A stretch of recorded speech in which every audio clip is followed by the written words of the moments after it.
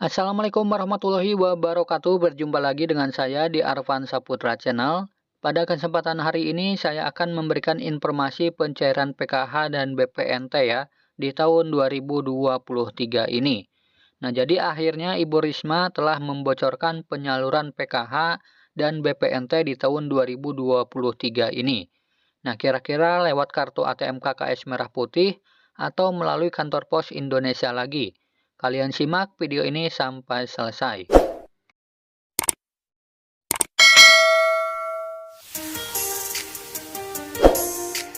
Sebagai informasi, jadwal pencairan PKH tahap pertama di tahun 2023 ini akan dilaksanakan mulai bulan Januari sampai dengan bulan Maret tahun 2023. Nah, adapun penerima PKH tahun 2023 ini selain berasal dari kategori miskin atau rentan miskin, juga harus terdaftar di dalam DTKS Kementerian Sosial Republik Indonesia.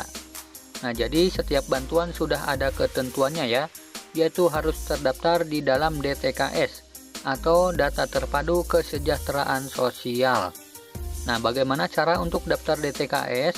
Kalian bisa usul ke RT ataupun RW di daerah masing-masing ya, atau langsung ke kelurahan masing-masing. Nah, Kemensos telah menetapkan 7 kategori penerima bantuan PKH ya teman-teman, dimulai dari ibu hamil, kemudian anak balita atau usia dini, kemudian anak sekolah SD sampai SMA, kemudian para penyandang disabilitas berat dan lansia.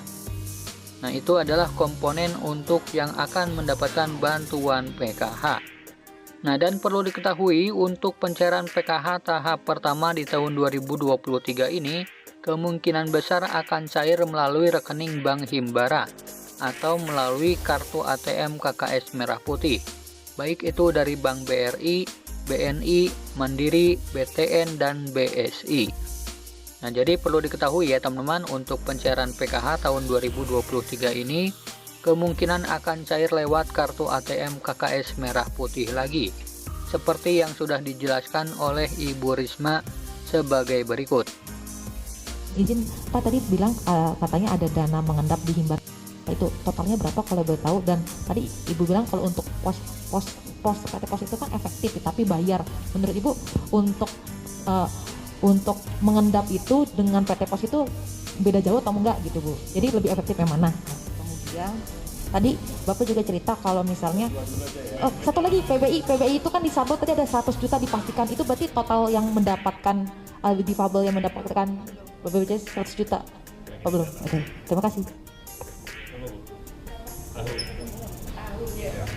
Ya, jadi saya terus terang juga akan kenceng gitu. Tapi kan saya tidak ada hubungan, kami Kemensos tidak ada hubungan dengan perusahaan itu. Karena di dalam di dalam struktur pendataan kami sebetulnya berangkatnya dari orang miskin. Jadi kemarin saya pikir udah ini kita berikan shock untuk juga hati-hati gitu. Untuk penerima itu hati-hati, kalau dia ditawari, kita nggak mungkin kan kalau ada penawaran kemudian seseorang membuat perusahaan. Udah saya sampaikan kemarin keputusan kita harus berikan shock terapi, kita akan cut. Nah, mereka nanti kalau menyampaikan, oh saya masih miskin, silahkan nanti komplain ke kita akan evaluasi. Kami juga harus bicara dengan APH, aparat penegak hukum, dan perguruan tinggi, seperti ini case-nya bagaimana begitu. Karena saya sampaikan kalau kemudian kita enggak apa-apa ini memang miskin begitu, data dari kami kan, tapi kan enggak bisa. Supaya semua sekarang belajar untuk bagaimana mempertanggungjawabkan apa yang kita kerjakan begitu. Seperti itu. Kita akan cut itu. Ya. Terus kemudian yang kedua apa tadi? Endapan di bank, ya saya nggak ngomong deh. Ya. Sorry, saya yang ngomong Pak. Tanya BPK saja. Ya, tanya BPK saja. Ya.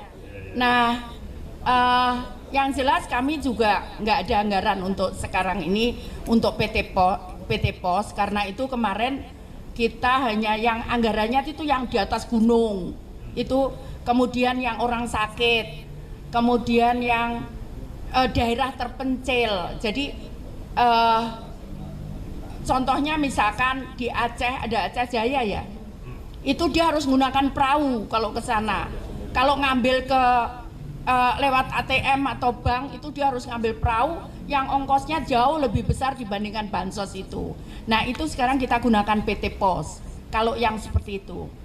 Kemudian daerah-daerah terpencil, daerah di dalam hutan, di daerah atas gunung, kemudian di daerah-daerah perbatasan itu kita baru lewat pos, itu kita ada anggarannya. Tapi kalau untuk yang lain nggak ada, kami nggak ada anggarannya. Seperti itu. Terus apa lagi? Yang PBI itu belum. Jadi kita lagi sedang proses. Kita juga minta daerah untuk data, karena ada yang kemudian kita seperti kalau teman-teman tahu kita waktu hari disabilitas kita melakukan perekaman untuk orang-orang yang orang dengan gangguan jiwa gitu ya. Itu kita lakukan perekaman. Nah, ada yang memang kita bisa cari datanya. Nah, itu baru kita masukkan. Saya sampaikan, oke, nanti progresnya seberapa, nggak apa-apa, yang penting dimasukkan. Karena saya sampaikan kenapa begitu? Karena kita supaya orang yang tidak mampu itu bisa membawa tadi orang yang keluarganya yang ada ODGJ-nya, dia bisa tidak membayar kalau datang ke puskesmas atau ke rumah sakit karena tadi kalau ini dibiarkan bisa membunuh, bisa ini berbahaya untuk orang lain. Jadi karena itu kenapa kemudian ya ini progresnya berjalan terus begitu. Baik, ada lagi? Yang AHU dulu sebentar, saya terakhir AHU. Jadi yang AHU ini memang itu kenapa di Stranas ada namanya utilisasi NIK, karena kayak DTKS lah misalnya. Kalau kita cross NIK yang ada di DTKS dengan di BKN, itu kan daftar pegawai negeri semua kan. Kalau dia ada, udah pasti dibuang sama DTKS. Karena ini orang nggak miskin, dia pegawai negeri, gitu ya, atau TNI Polri, kan di BKN. Basis crossingnya, pemadanannya itu basisnya NIK. Kalau kita bawa dia ke Samsat, ternyata dia punya mobil, pasti dibuang sama DTKS. Berarti dia punya mobil. Nah, ini kita bilang utilisasi NIK jadi penting karena kemanapun pemastian ini bisa lebih gampang kalau ada NIK. Nah, DTKS ini harusnya jadi data buat yang kalau NIK-nya cerita orang miskin. Nah, waktu ke AHU, itu kan pendaftaran perusahaan. Rupanya yang pinjam KTP segala macam di oke. Sekarang kecemplung lah di AHU nama-nama yang kalau di DTKS ada.